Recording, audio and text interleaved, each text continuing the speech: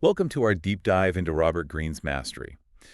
It's a really, really dense book packed with insights. It is. So we're here to kind of help you extract those golden nuggets of wisdom and maybe uncover a few aha moments along the way. Yeah, so many people think mastery is about some inborn genius, but Greene throws that idea right out the window. He really does. Yeah. He argues that mastery is a process, a journey anyone can undertake if you're willing to put in the work and approach it the right way. The book starts with this idea of a life's task, this unique inclination that's almost like a calling whispering to you from within. And what's fascinating is that Greene suggests these whispers often start in childhood.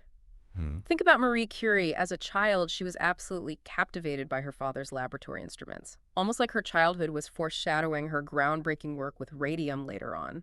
It's amazing how those early fascinations can hold clues to our life's task.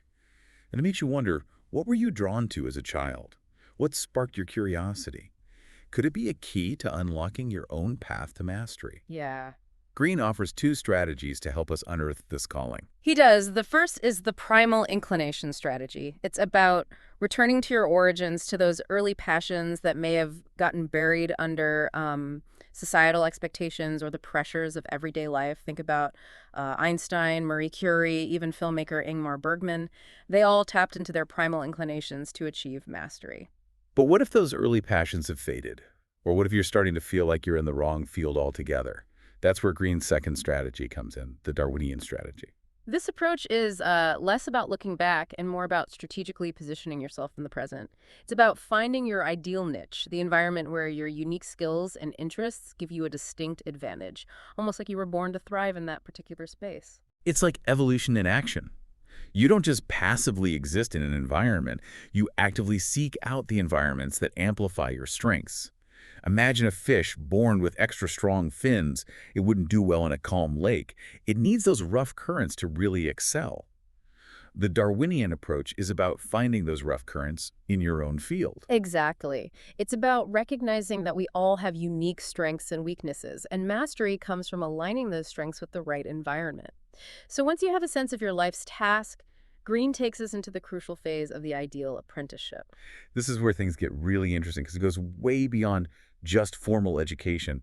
It's about transformation. It is. It's not just about acquiring skills, it's about shaping your mind and character. Think of Charles Darwin. He hesitantly accepted a voyage on the HMS Beagle. It wasn't in his initial plans, but that voyage became the crucible for his groundbreaking theory of evolution.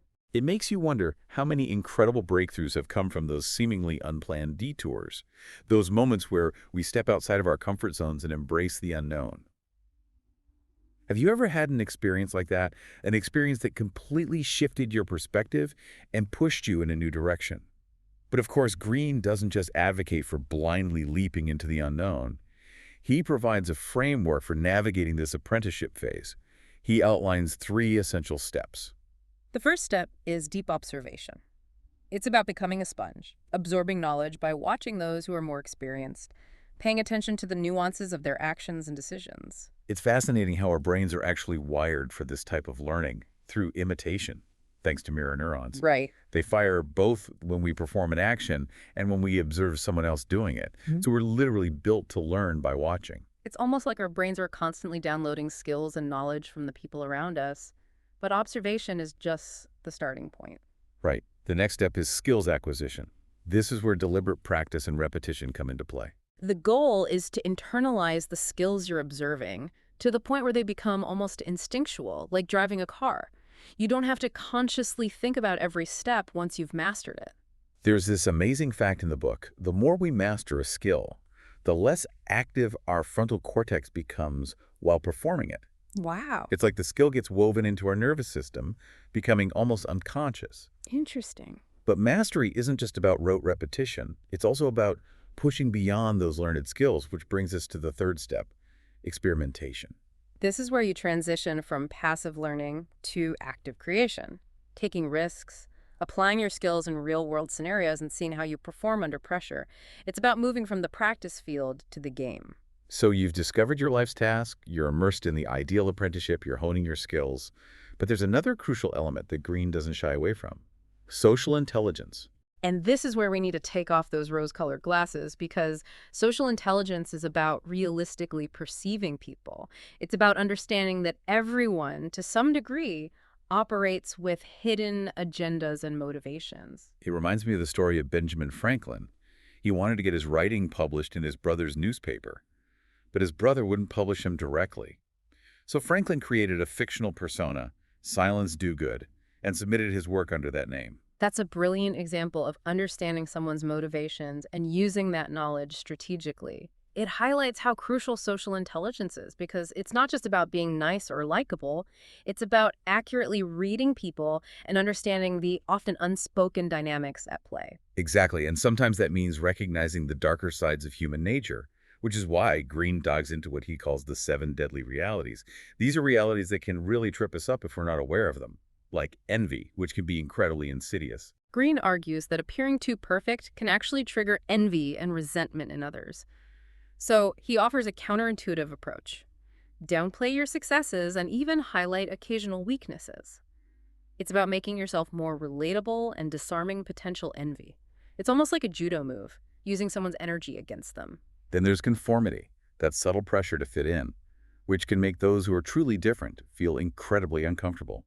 Recognizing this dynamic can help us navigate those tricky group settings without losing ourselves. Absolutely. And then we have rigidity, the danger of clinging to outdated ideas and refusing to adapt to new information. The story of Ignaz Semmelweis, the doctor who discovered hand washing could prevent infections but was tragically ignored by the medical establishment, is a chilling example of rigidity in action. It's a reminder that sometimes the biggest obstacle to progress is our own unwillingness to let go of old ideas. And finally, we have self-obsessiveness, the trap of constantly focusing on our own needs and insecurities, blinding us to other people's perspectives. Ironically, Benjamin Franklin countered this by focusing on other people's emotions and needs, which ultimately led to his social success. It's a reminder that sometimes the best way to get what you want is to help others get what they want. But we're just scratching the surface here. Greene goes much deeper into each of these realities, providing insights and strategies for navigating them effectively. And up next, we're going to dive into the heart of creativity, exploring how to tap into that creative dynamic and unlock our full potential. This is where things get really exciting because Greene challenges the myth that creativity is some magical gift. Instead, he presents it as a process that we can all cultivate. So stay tuned as we unpack the secrets to unlocking your own creative genius. So we've talked about, finding your life's task and mastering the skills of your chosen field, but there's another dimension to mastery that we haven't really touched on yet, the creative dynamic. Yeah, it's something that so many people struggle with. They feel like creativity is this elusive quality, something that some people have and others just don't. Right. It's like we've put creativity on a pedestal and convinced ourselves that we're not, not worthy of approaching it. Exactly. But Greene, he demystifies creativity. He argues that it's not some magical gift reserved for, a select few. It's a process, Yeah. a dynamic that we can all learn to tap into. And one of the keys to unlocking that creative potential is embracing uncertainty. He introduces this fascinating concept called negative capability, which is the ability to hold contradictory ideas in your mind without forcing a resolution. It's about being comfortable with the unknown, resisting the urge to immediately categorize or judge everything you encounter. Think about it. When you're stuck in a creative rut, it's often because you're clinging too tightly to a specific outcome. You're trying to force the puzzle pieces to fit instead of letting them fall into place naturally. Exactly. And that's where negative capability comes in. It's about letting go of that need for control and allowing yourself to explore, different possibilities. It's like being a jazz musician. Yeah. You have the structure of the song, but within that structure, there's room for improvisation, for exploring new melodies and rhythms. And sometimes those improvisations lead to the most beautiful and unexpected discoveries. So how do we cultivate this negative capability? How do we get comfortable with uncertainty? Well, Greene offers a few strategies. One is to embrace serendipity. Okay. He tells the story of Thomas Edison's, accidental discovery of the phonograph principle, which highlights how chance encounters and unexpected connections can spark those aha moments that lead to breakthroughs. It's a reminder that sometimes the most important discoveries happen when we're not even looking for them, when we're just, open to the unexpected. So it's about being curious, paying attention to the world around us, and noticing those seemingly insignificant details Yeah. that might hold the key to a breakthrough. Another strategy that Greene emphasizes is visual thinking. We often associate visual thinking with a less sophisticated form of intelligence, but Greene challenges that notion. Hmm. He argues that visual thinking can unlock incredible creative solutions. Think about Leonardo da Vinci and Nikola Tesla. They were both renowned for their visual thinking abilities. Right. They used visualization to fuel their innovations. It's a reminder that our brains don't just process information linearly. Yeah. Tapping into different modes of thinking, like visual thinking, can open up whole new pathways to creativity. And of course, Greene acknowledges that the path to creative breakthroughs, it isn't always smooth. There are going to be roadblocks and setbacks along the way. Of course, yeah. He dives into some of the common pitfalls that can sabotage our creative endeavors, like impatience and grandiosity. We get impatient for results. We want to see immediate progress. And when we don't, we get discouraged and we give up. Yeah. Or we let our egos inflate with a bit of success and we start to believe that we've got it all figured out, which blinds us to our weaknesses and limits our growth. For sure. Exactly. So it's about finding that balance between pushing ourselves and being patient with the process, between celebrating our successes and staying humble enough to keep learning. It's about recognizing that, mastery is an ongoing journey, not a destination, and that the creative process is full of twists and turns. Absolutely. But ultimately, it's those twists and turns that make the journey so rewarding. Now, we've talked about intuition and we've talked about rational thought, but Greene argues that true mastery comes from fusing these two seemingly opposite forces. He says it's not about choosing one over the other. Right. It's about finding a way to integrate them, to let them work together. Think about Marcel Proust, the author of In Search of Lost Time. On the surface, his life might have seemed aimless, full of social observations and seemingly unproductive reflections. Yeah. But those observations and reflections became the very foundation for his masterpiece. Interesting. It's a beautiful illustration of how those periods we might label as unproductive can actually be profoundly enriching if we approach them with the right mindset. It's about recognizing that sometimes the most valuable learning happens outside of formal settings, in those moments of quiet reflection when we're allowing our intuition to guide us. Yeah. So it's about finding that balance between action and contemplation, between immersing ourselves in the world and stepping back to make sense of what we've learned. And Greene provides some fascinating examples of how masters in various fields achieved this fusion. Like the Polynesian navigators, they could navigate vast distances using only the stars, currents, and their deep intuitive connection to the ocean. It's incredible to think about. They didn't have GPS or sophisticated instruments. They relied on their intuition, honed through years of experience, and they were able to navigate thousands of miles across open ocean.